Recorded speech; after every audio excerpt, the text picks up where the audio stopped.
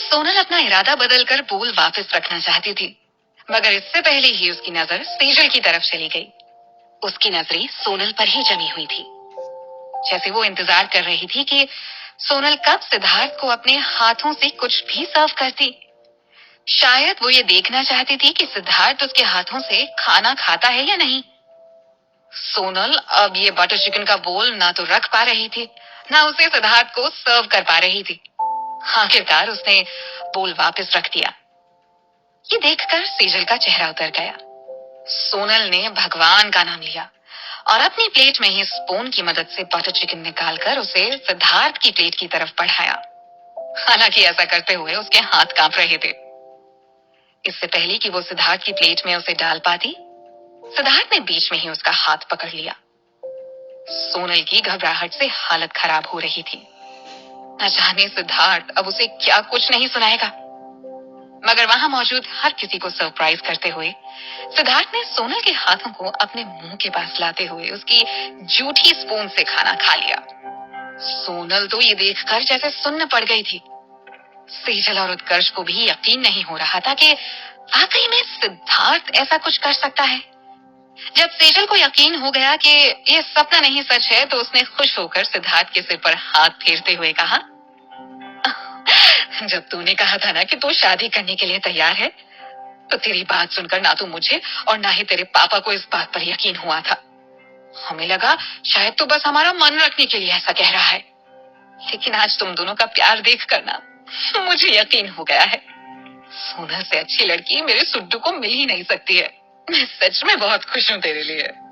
सोनल ने देखा ये बात कहते हुए सेजल की आंखों में आंसू आ गए थे। उसे सेजल के लिए थोड़ा बुरा भी लग रहा था। आखिर सिद्धार्थ झूठ ही तो बोल रहा था उनसे।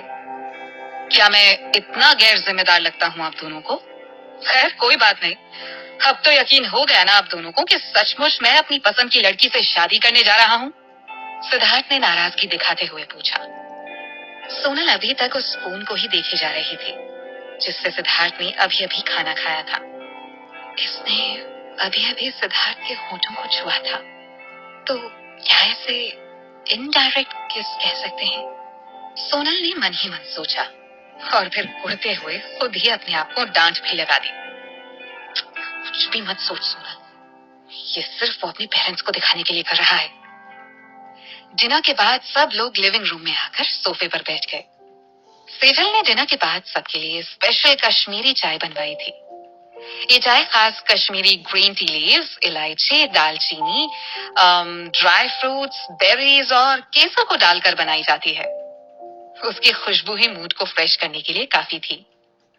सोफे पर बैठे हुए सोनल को थोड़ी बेचैनी सी हो रही थी। दरअसल वो अब तक अपने स्पून वाले इंसिडेंट से बाहर भी नहीं आ पाई थी कि सिद्धार्थ ने उसे सोफे पर अपने पास बिठा लिया था। पूरा सोफा खाली पड़ा था, पर फिर भी सिद्धार्थ उससे बिल्कुल चिपक कर बैठा हुआ था। उसके एक हाथ में मोबाइल था और दूसरा हाथ उसने सोनल के कंधे पर रखते हुए उसे अपनी बाहों के घेरे में ले रखा था। कभी उसके हाथ सोनल के गले पर फिसलने लगते, तो कभी वो उसके बालों से खेलने लगता। सिद्धार्थ ने हालांकि लाइट मिंट परफ्यूम यूज किया था, लेकिन सोनल उसके इतना करीब थी कि उसे मिंट के साथ साथ सिगरेट की भी मिली जुली हल्की सी महक आ रही थी। Not bad. सेजल मुस्कुराते हुए उन दोनों को लगातार देखी जा रही थी।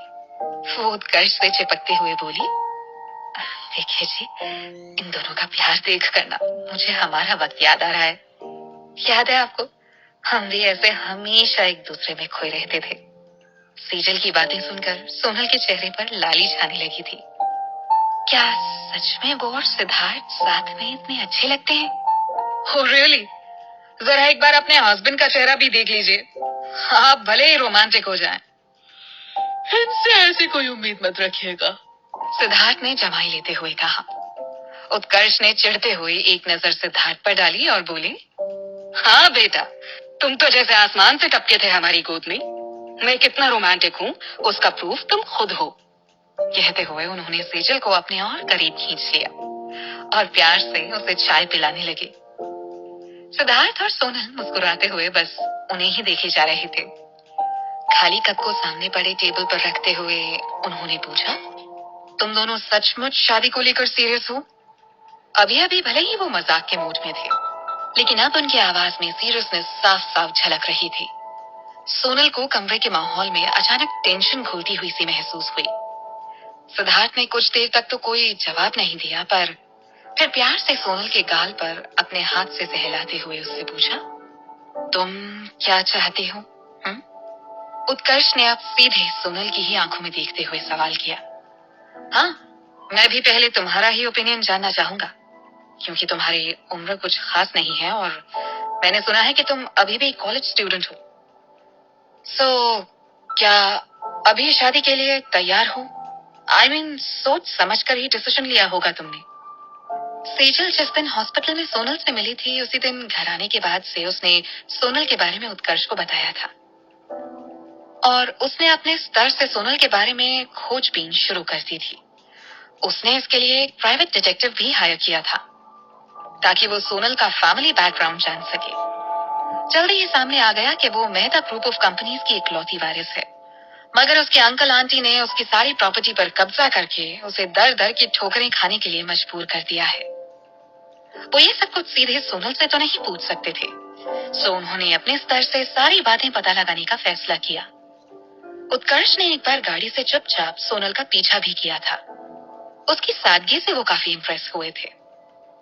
उन्हें अपने बेटे की पसंद में कोई बुराई नजर नहीं आई। सोनल घर से निकलकर पैदल ही सुपरमार्ट तक गई थी। वहां से उसने जरूरत का सारा सामान लिया और वापस घर की तरफ चली गई। सिद्धार्थ के घर से लेकर सुपरमार्ट तक की दूरी काफी ज्यादा थी, लेकिन फिर भी उसने ना तो कोई कैब ली और ना ही किसी से लिफ्ट मांगी।